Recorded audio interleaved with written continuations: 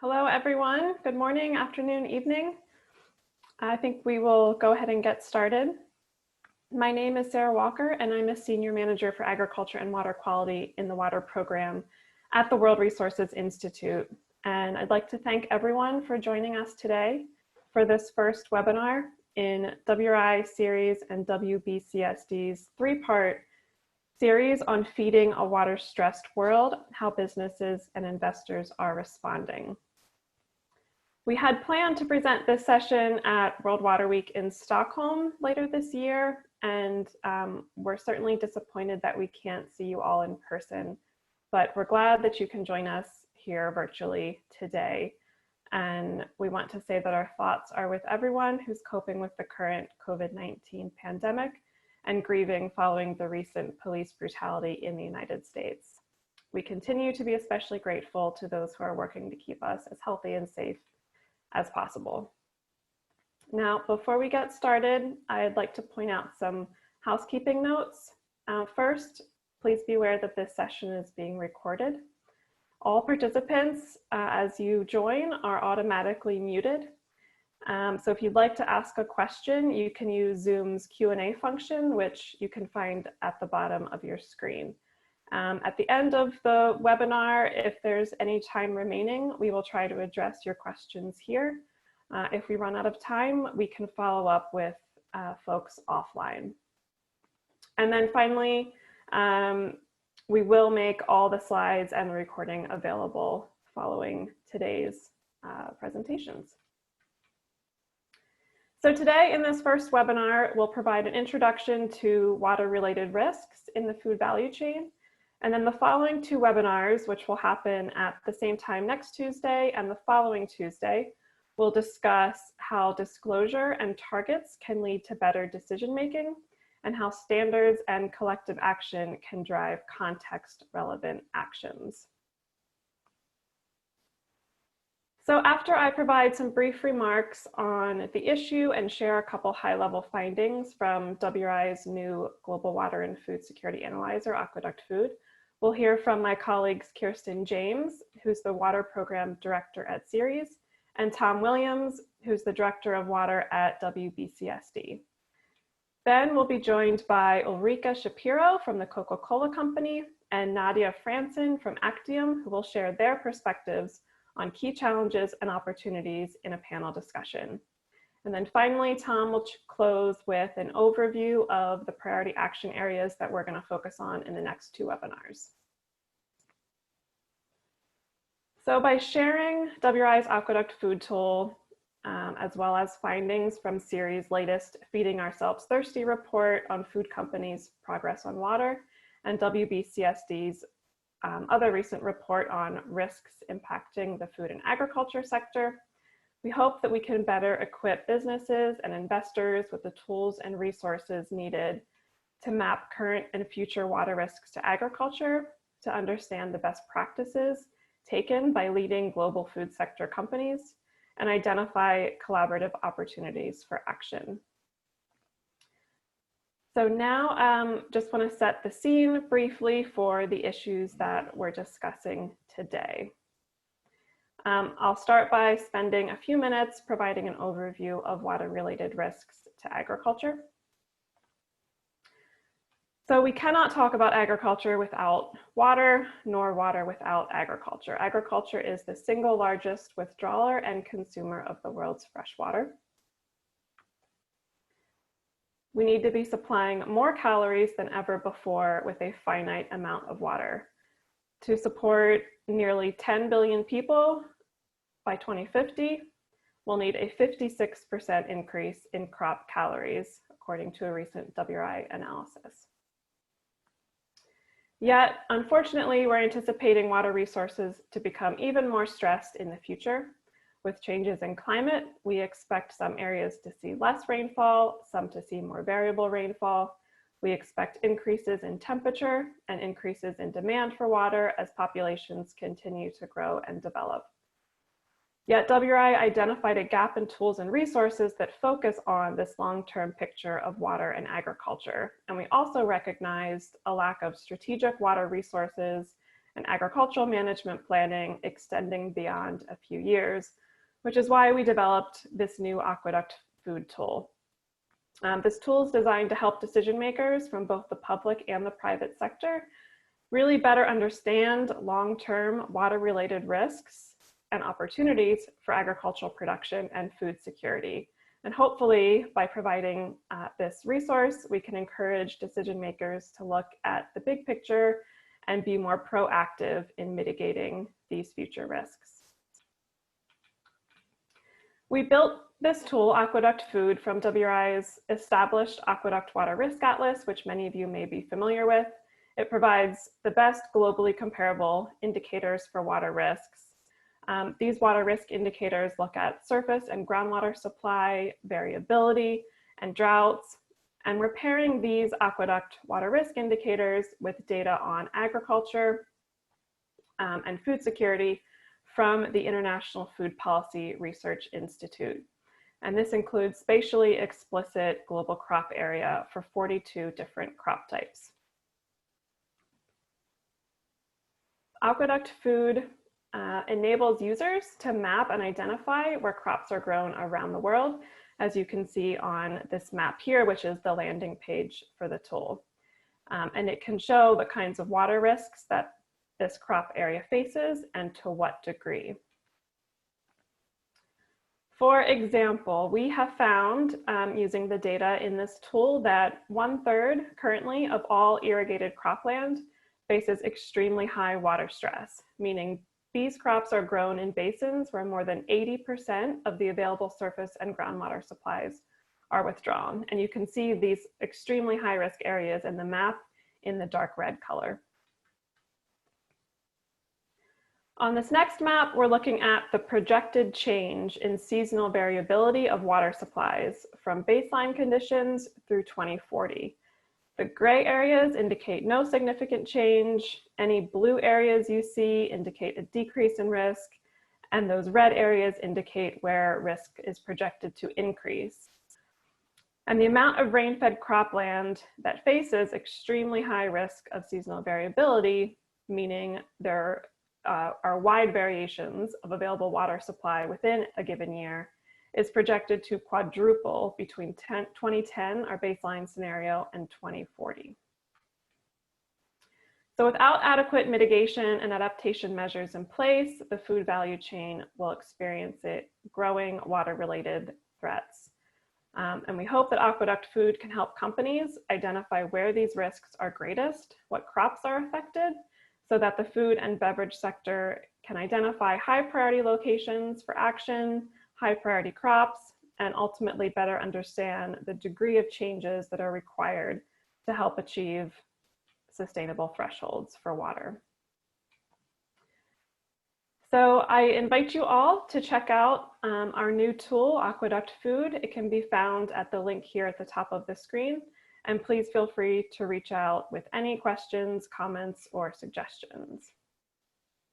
And now I'll turn this over to Kirsten James, Water Program Director at Ceres, who will share some findings from their recent report, Feeding Ourselves Thirsty. Great, thank you so much, Sara, and good morning to everyone from the West Coast.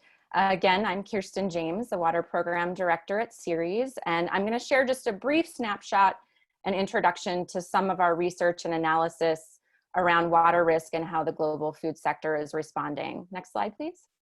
So for those who don't know us, Ceres is a nonprofit sustainability organization working with investors and companies to build leadership around pressing sustainability issues such as water resources. And we do this through a variety of networks, which are shown here. Next slide, please. So we heard Sara describe some of the aggregate figures on the water crisis, which obviously are quite powerful.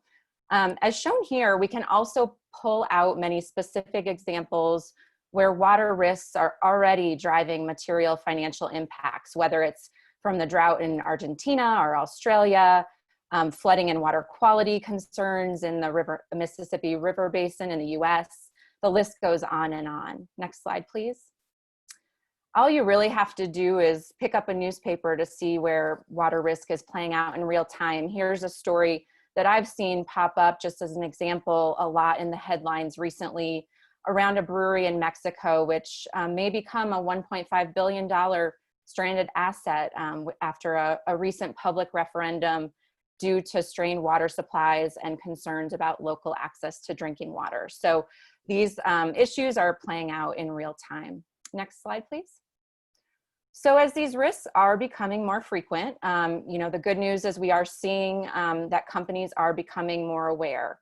Our analysis reflected on this slide shows that the number of companies in the sample who actually acknowledged water and climate risks in the financial filings has increased. So we found that 77% actually cited water risks specifically in our latest findings. However, this is just a nominal acknowledgement of the risks, of course, and the devil is in the details. Next slide, please. So now to get into some of those details, the latest edition of our benchmarking report, Feeding Ourselves Thirsty, takes a closer look at how leading food companies are managing risk. And this report really can benefit multiple audiences: investors who are looking for guidance and relevant data for evaluating the water risk management of companies. It can also help food companies really understand where they fall in water risk management, looking against peers and seeing, best practices and how they can effectively manage their water risk. Next slide, please. So Feeding Ourselves Thirsty benchmarks in this latest edition the water risk management of 40 food companies based primarily in the United States. Of note, this is our third edition of the analysis, so it's been interesting to really be able to evaluate trends over time.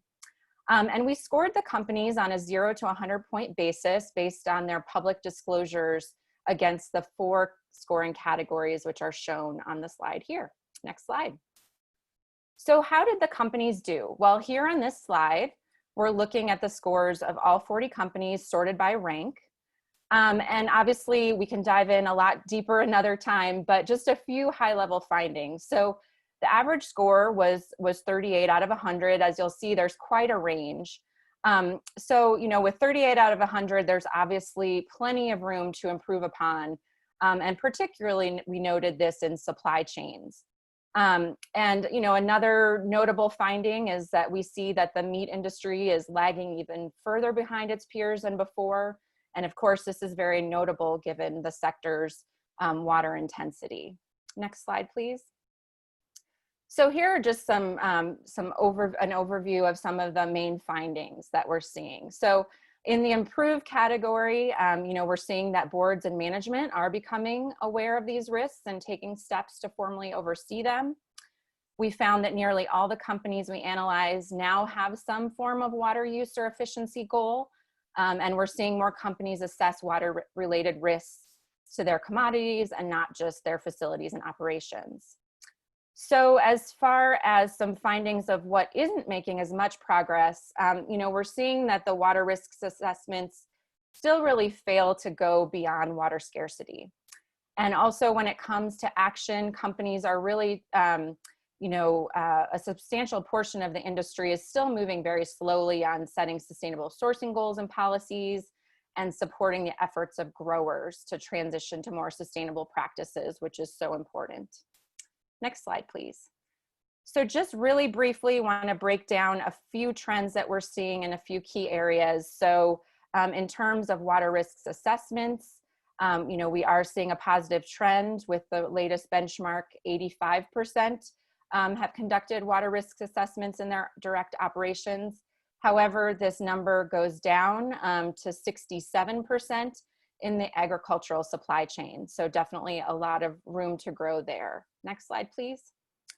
And when it comes to water use efficiency targets, 90% have set company-wide targets, but it's important to note that only a quarter have targets that are more ambitious in areas of greater water stress. So definitely an area where companies can focus. Next slide, please. So although sourcing is where much of the water footprint lies, obviously, only 37% lack any kind of sustainable sourcing goal, which is very concerning. So there is obviously a lot more that can be done in this area. Next slide, please. So to this end, I did want to just flag and touch on a piece of new research that Ceres just released last month, along with the Meridian Institute.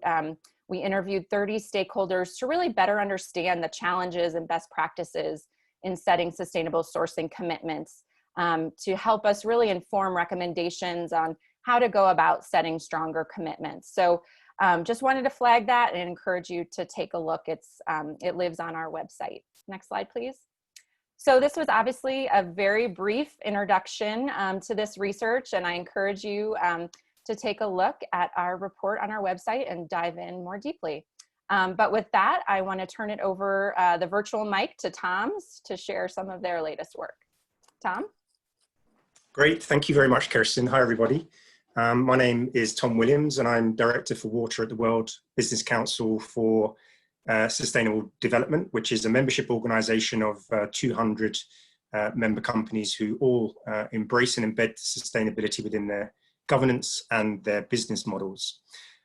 Within Sarah's presentation, we saw how climate change and extreme weather impact on water-related risk, and from Kirsten, we saw the importance of sustainable agricultural practices as an enabler for addressing water-related risk. So we have this understanding at a macro level that the risks are interdependent and that water is often influenced by and influencing other risks. And what we want to explore through some of the work I'll lead into is at an individual company level and sector-wide level is how we can visualize a network of risks and start to understand the relationships between them, with water being an important risk factor within the complex risk profile of the food and agricultural system. So within WBCSD, specifically within our Redefining Value program, we've been looking at the integration of ESG risks into enterprise risk management processes, covering governance, strategy, and performance. And specifically for performance, we have explored a new way of identifying, assessing, and prioritizing risk in a much more dynamic way. The findings that I'm going to share are taken from a report published by WBCSD earlier this year, looking at an assessment of risks impacting the food and agricultural sector. We had participating companies across the food and agricultural value chain, and the work was led by KPMG. The work was led through a 4-step process. The first process was to interview individuals from each of the companies to obtain a base level understanding of the risks faced across the industry. The second step was a series of group interviews to articulate the root causes and potential impacts of the risk as sequence of events that triggers disasters. The third step was an individual survey collection of data points on individual perspectives of the 4 dimensions of each of the risks, so severity, likelihood, interconnectivity, and velocity. And the last step was to actually network all of these risks. So let's dive in and first of all look at the more conventional 2-dimensional way that we usually look at risk. And we see that regulation has the potential to be the most severe and social media the most likely risk. And if you look at water, it sits quite high, but perhaps its significance is not fully represented from this view. And if we start then to switch to a network view, we can start to see the different relationships. 3 things to take away from this image here. First of all, the size of the bubble denotes the severity of the particular risk. Where you see several arrowheads, the blue arrowheads pointing towards the bubbles, this is where there's a strong causation link. So if you see water, it has several arrowheads coming from land degradation, extreme weather, and then we also see the impact of water on nitrogen inefficiency, for example. And then third of all, we start to see clusters. So these are groups of 3 or more risks that have bidirectional connections at the highest level of consensus amongst the experts that we consulted with. In other words, if these risks occur, the overwhelming expectation is that they will spread to each other. We see water in the second cluster with inefficient production practices and land degradation. If we take these clusters and go back to our 2-dimensional view of risk, you see that their cumulative impact is much more severe than our previous most severe risk, which was regulation. It's here that you see how water as part of that cluster becomes a much more significant risk than we previously saw.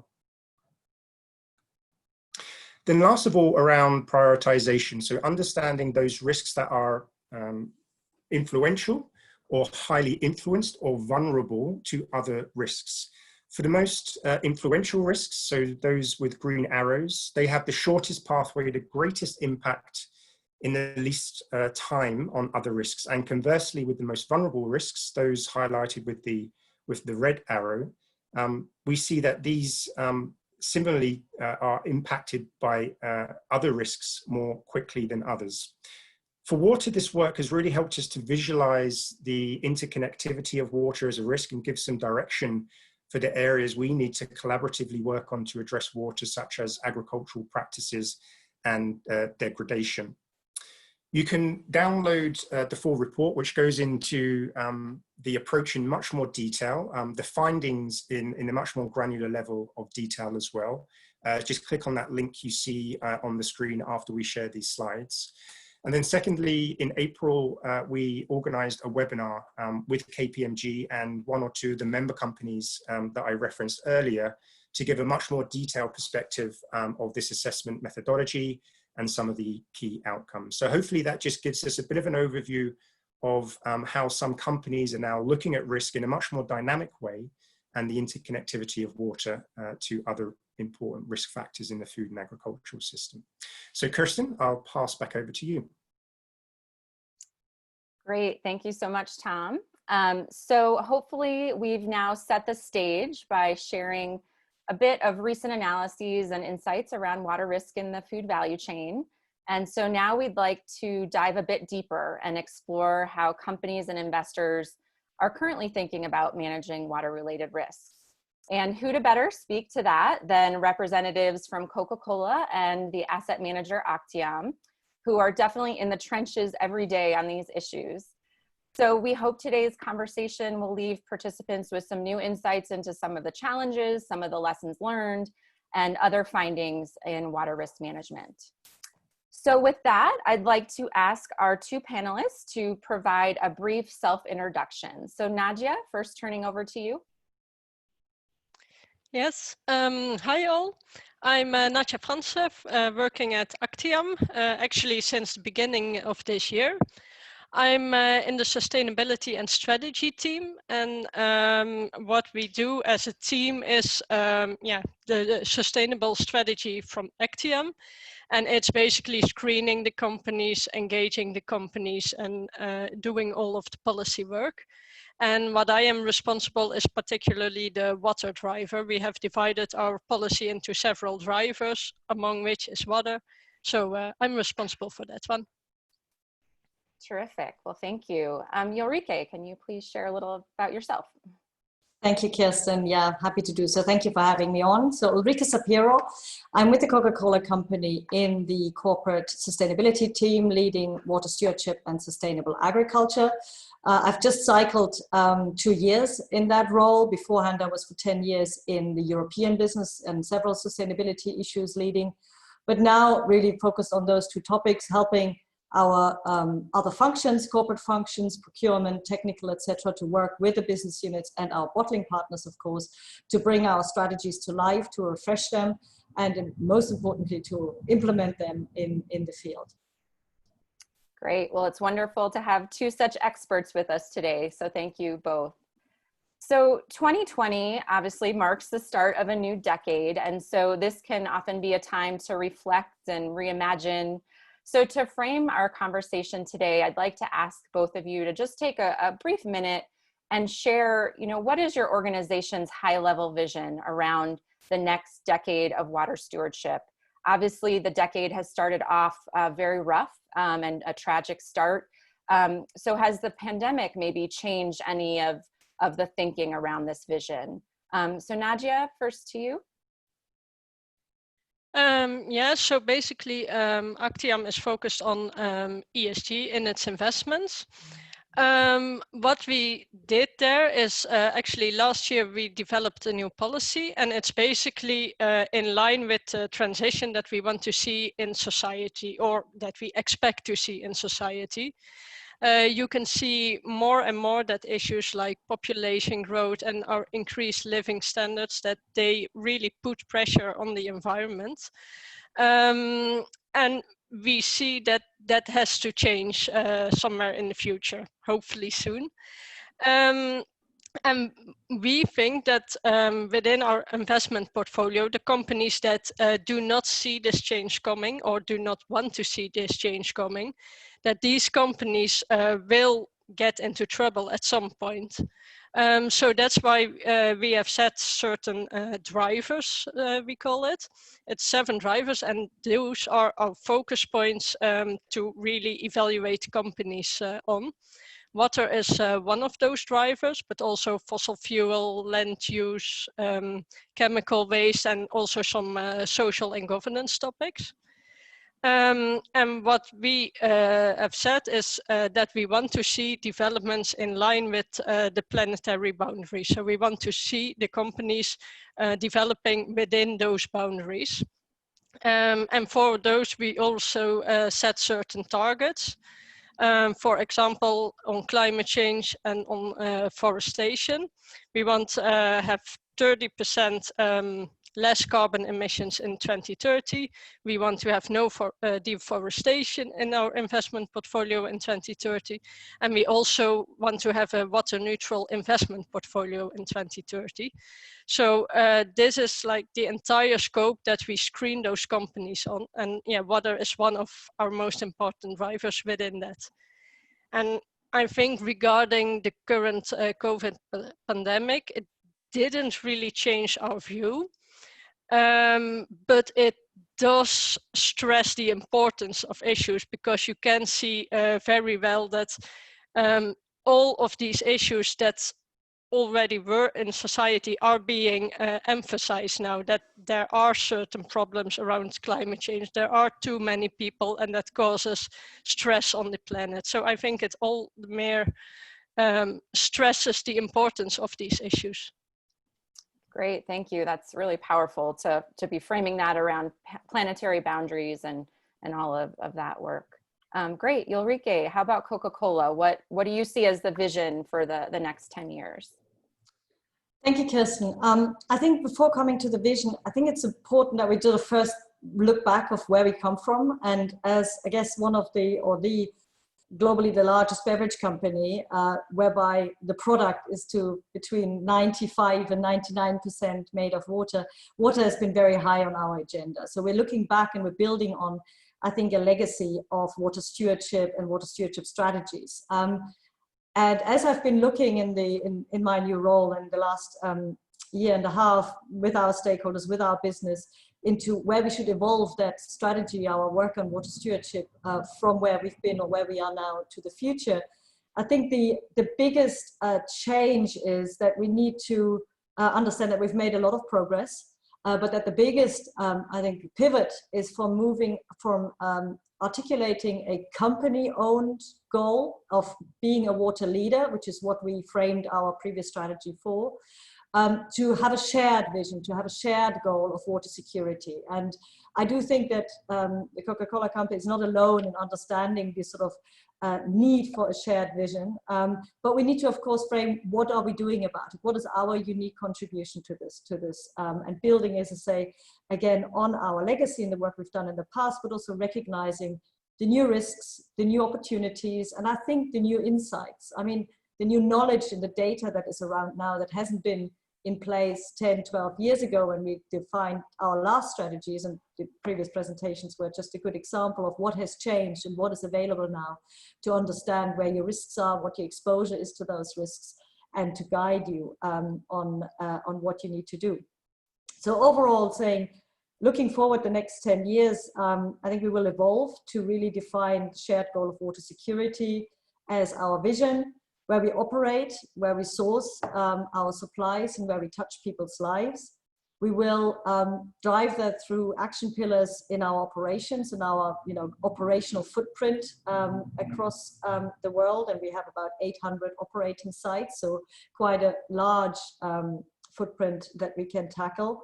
but also in how we drive water security with communities, both in terms of access to water, but building resilience in the future. Climate change impacts will have to be recognized and be tackled in the next 10 years.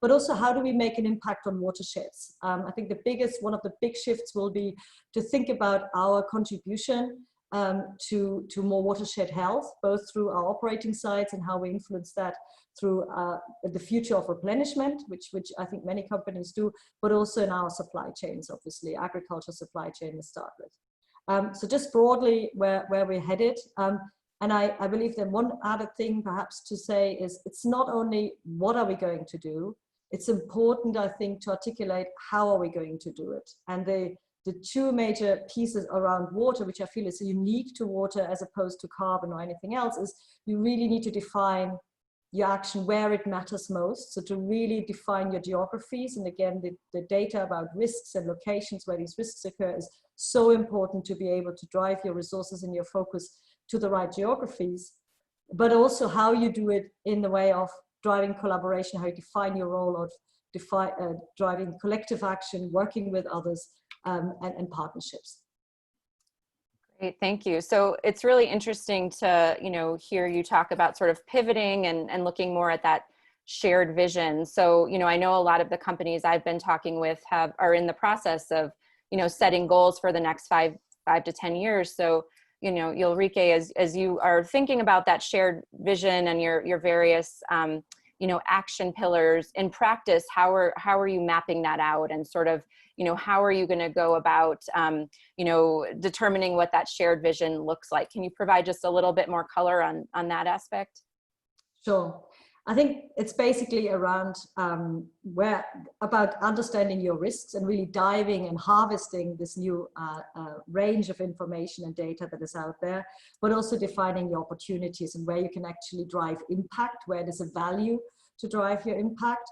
And so we've been really taking a real concerted effort using, for example, the WRI Aqueduct tool, of course, to resetting our global understanding of water risks across all our operations worldwide, but also our key sourcing regions. So we looked at our entire footprint of bottling sites and concentrate plants, but equally took our top 9 agricultural commodities from the sugars to fruit to coffee and tea, and looked at risk exposure across the world. So a lot of that, it was maybe a little bit earlier than the launch of the Aqueduct food tool, but it basically built on the data that was amassed and the insight.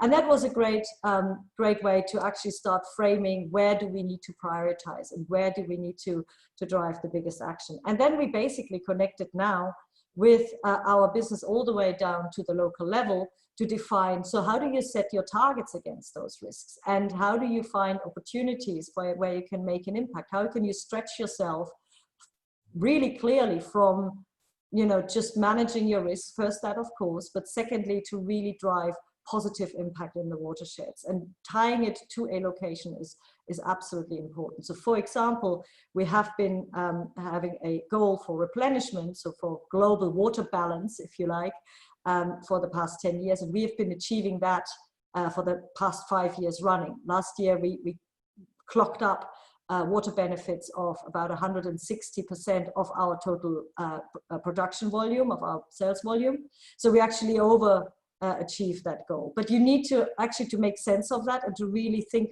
how that makes an impact beyond making a balance to your numbers, is you have to drive into geographies. And that's really what we want to do now, much more in the future.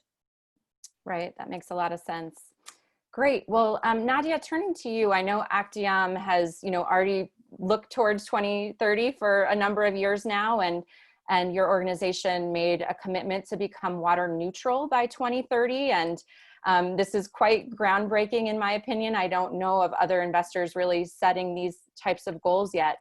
So I'd love to get your perspective a bit on this. Specifically, can you share a bit of color on how you came to this commitment as an organization, and also what were the key milestones that really led up to elevating water as a priority and setting the water neutrality goal?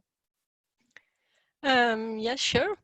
Yeah, like I said, we have like these 7 drivers that we really focus our ESG policy on, and water is one of them.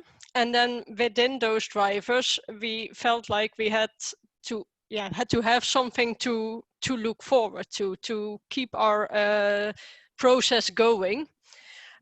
So what we did is have 3 goals. So on water, on climate, and on deforestation.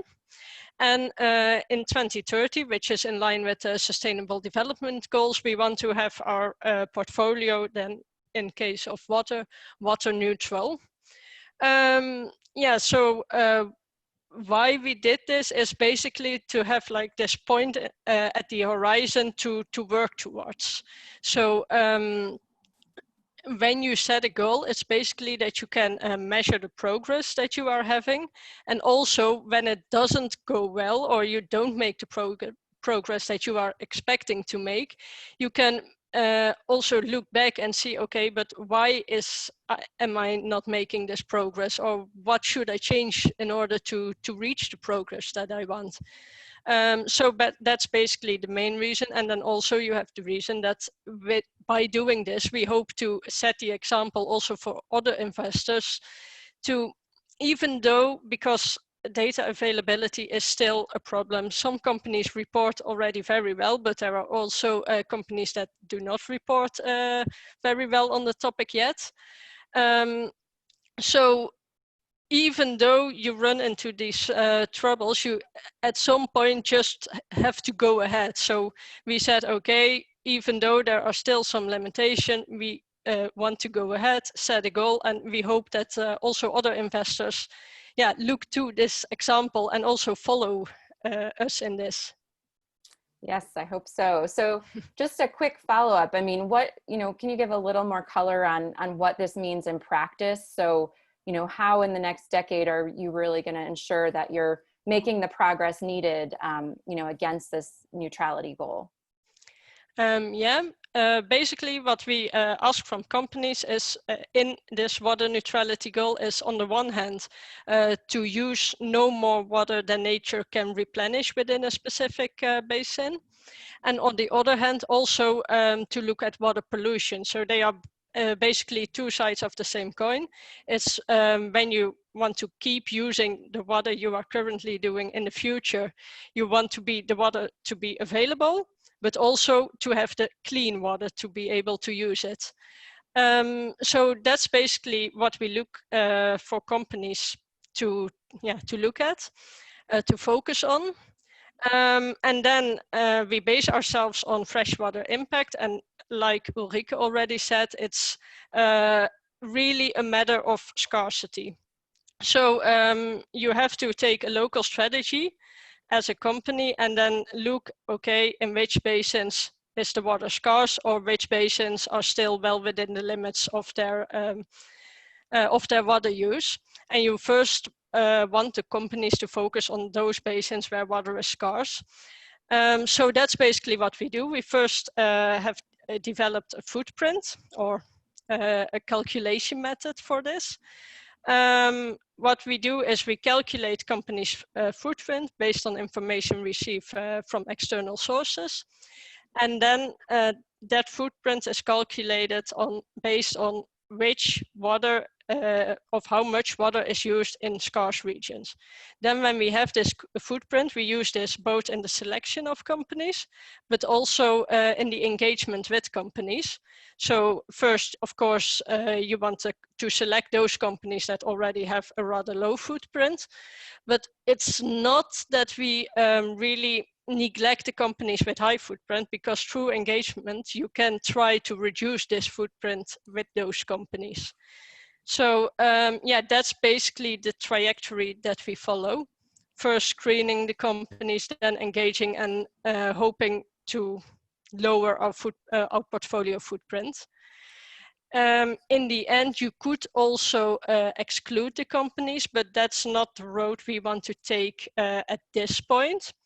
Of course, when you are engaging a company, the company doesn't want to listen and has no feeling at all for what it's doing, then of course we can exclude it. But we always first want to try the engagement part of it.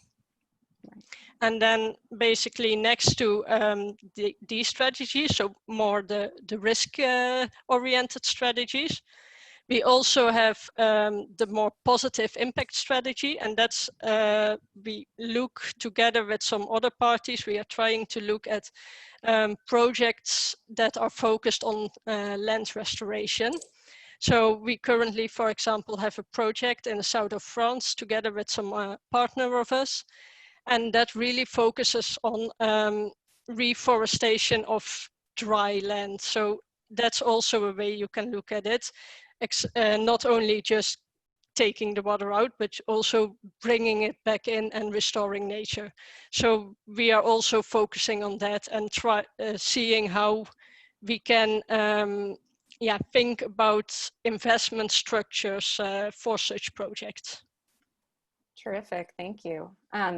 So Ulrike, I'd like to, maybe you can put on your general sustainability hat, since I know, as you mentioned at the onset, you know, as a beverage company, water is definitely forefront of mind. And so maybe this isn't as relevant to Coke, hopefully it still is, but just curious your thoughts, you know, when you're hearing Nadja speak and share some of these goals that they've set. I'm curious sort of the investor role in helping you or your sustainability peers and other companies make the business case. So, you know, can you just share some reflections on sort of the questions or engagements from investors that, you know, you think are the most valuable? Do these goals that you just heard about really help companies build that business case internally and further your team goals? Or, you know, are perhaps you not hearing enough from investors on these issues in general? Any thoughts to that end? Yeah. Well, Kirsten and all investors at the finance community out there, I mean, we certainly hear a lot from investors about water issues and water and agriculture and water use in own operations. So I think, I mean, I have been directly more closely into this world and connected for the last 2 years, but certainly it's been a lot of conversation, and I must say good quality conversations. It's not just ticking the box and checking a few items. It's really a very insight-driven conversation with our investors. And I think what I liked to hear from Nadja especially is really a shift that we start seeing as well with a number of investors. There's been, I think, originally been a lot of conversation about what do you know about your risks? Where do you know your risks are, and how much would that potentially cost, right? It's the due diligence type of level.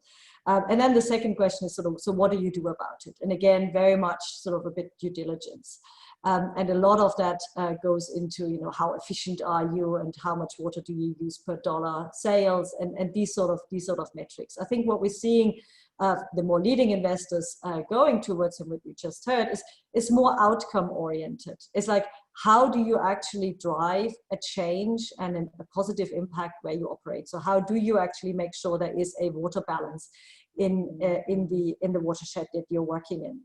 And I feel that is one enormously important piece. And that is not only for water quantity, so related to the impact of stress, but also to quality. I think quality is such an important piece.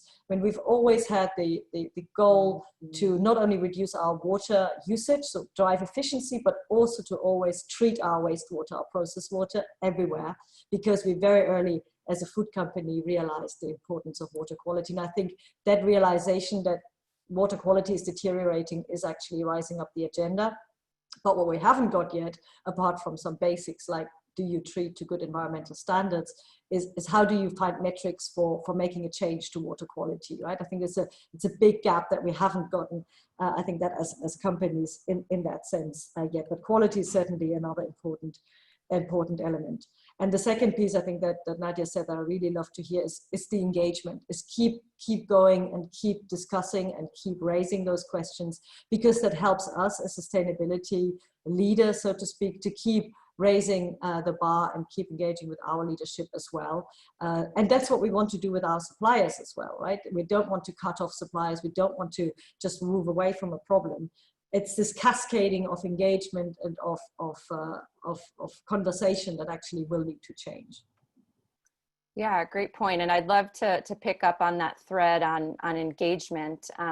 So Nadja, I know you, for example, you mentioned that engagement is one of your pillars, and you're a signatory to the Ceres Fair Global Meat Sourcing Engagement, which is working to urge 6 of the world's largest food companies to take faster and deeper action around climate and water risks in their supply chain. So that's one example that I know well of what you're doing on engagement. But can you just speak to that a little bit further, whether it's that engagement or other engagements, and how they may have proven successful in working towards that 2030 goal?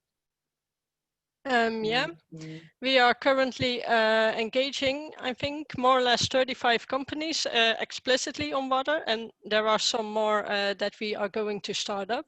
And then we also have some companies that we are engaging on some more topics. So water is one of them, but there's also a range of other topics that we are discussing with them. And basically part of those engagements we do collectively with other investments and investors, and part we do on our own. And indeed, the global meat sourcing engagement is one of them. It's actually a pretty good example of an engagement that's is over all of our drivers, or multiple of our drivers, because there are aspects of climate change, water use, land use, etc. So it really combines all those issues that we are currently seeing in the world. It's in this engagement we talk to 6 fast food companies, and we basically first address the issues that they are having on those topics, but also we are very much looking into the supply chain of those companies, because what were some of the findings were that companies already started doing something within their own company. For example, they had a policy on packaging, etc., but that the supply chains were seen as quite difficult issue, quite complex to get about. So that's something that we are trying to push, that those companies are working together with their supply chain to see where the risks are and how to solve those risks. And I think this is a trend that you are actually seeing in more of our engagement. We also have another collective engagement. It's on localized water, so really a basin-based approach. And in the first phase of this engagement, we talked to several companies within different sectors. And what we concluded from that phase is basically that companies were already doing something on water, actually more than you could see from their public reporting, but that they were also still very much focusing on their group-wide policies, the things they could immediately influence. And what we are doing now with the second phase of this engagement is basically we selected 2 basins, and we are really going to look at those companies and how this group-wide policy reflects in their behavior in this specific basin, and how they cooperate with other companies, but also with the local population, with NGOs, with local regulators, to really strive for a sustainable approach within this basin, and sustainable in the sense that they can still use the water also in 10, 20, whatever years time, but also sustainable in the sense that they do not harm the natural situation as it is right there. Great. Yeah, it's so important that you guys are focusing on the local basin. So that's terrific. And we're going to be talking more about that on the 3rd webinar. So we'll be diving in deeper. So we're running short on time, but I wanted to offer up just a closing question to Ulrike before I turn it back to Tom. So, you know, something that is just a big question mark in my mind is that, you know, we all know the scope and scale of the water crisis is really intensifying at a dizzying pace. So I'd appreciate some final thoughts from you on sort of your perspective on how we're going to achieve impact at scale. You know, you mentioned your pivot to more shared goals. So is that the approach forward to address the scope and scale of the problem? You know, collective action, is that, you know, the key? There's probably so many, you know, pieces involved, but can you give some just general final thoughts on how we're gonna go about achieving impact at scale? Wow, that's a big parting question, Kirsten. Absolutely, and you know, we all agree and look at the same trajectory of data of where the risks are going. I see a number of things and opportunities that we have, and it seems to be in the general corporate conversation sort of falling out. One is the idea of collective action needs to find really come to life in particular geographies. And as we all are looking at where are the priority areas from either an operating, so direct business perspective or supply chain perspective, where we need to work together, or where we need to work together. So trying that bringing that together in collective action in a particular geography, I think is the key to be able to get some traction. And you will have a webinar, I think, on this in a few days' time. So I think I spare my thoughts, but certainly as we go to collective action across on a pre-competitive basis with other companies in a watershed, we also need to bring the regulators in. I love the World Business Council, you know, dynamic tool, because it shows this interaction, particularly on water, between regulation and private sector or other stakeholders' action. So I think this is a very integrated collective view of doing things. The second piece that I think is really sort of driving me a bit around is how do you respond and how do you address water use in agriculture? I truly I'm not convinced that just purely driving efficiencies on a farm is actually going to solve the issue. Then we need landscapes, we need good farming practices, we need good farming standards that we need to apply through our supply chain. There's a number out there, but I think they need to be scaled, and we need to have more, again, collaboration of how we bring them actually to farm level, because that's the starting point. Good farming practices from a multiple angles will lead to more water sustainable and resilient farms. But the second piece is then, how do we support certain areas that we know are at risk beyond compliance, if you like, to actually drive their watershed health and impact? And I think on agriculture is going to be the element where we either succeed or fail. And I think that's a very important piece. And certainly from our side, we will continue to drive our compliance piece with sustainable agriculture guiding principles, but also see how we can merge and marry that with what we want to do in the watersheds in the future of our water strategy. Great. Well, definitely more to talk about there, but thank you for those thoughts.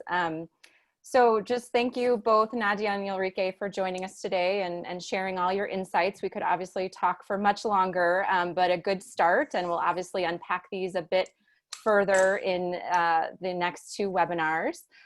So with that, I'll turn things back over to Tom to do a wrap up and answer any last questions.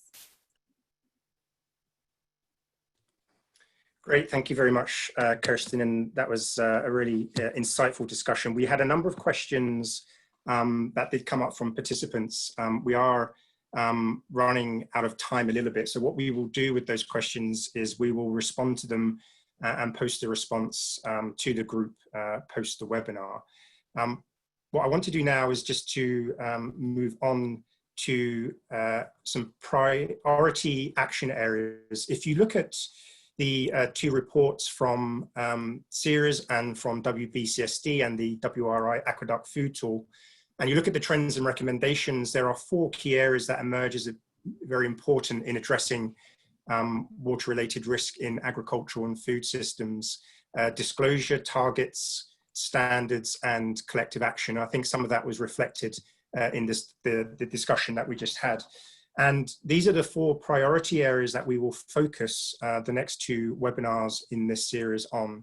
So for disclosure, this means learning about what business can do to improve water-related disclosure and what actions investors can take that support and enable business in doing this. For targets, we will explore this evolving space to understand the various approaches and initiatives that drive business to develop science and context-based targets that drive the right actions, and how investors can incentivize and hold business to account to these targets.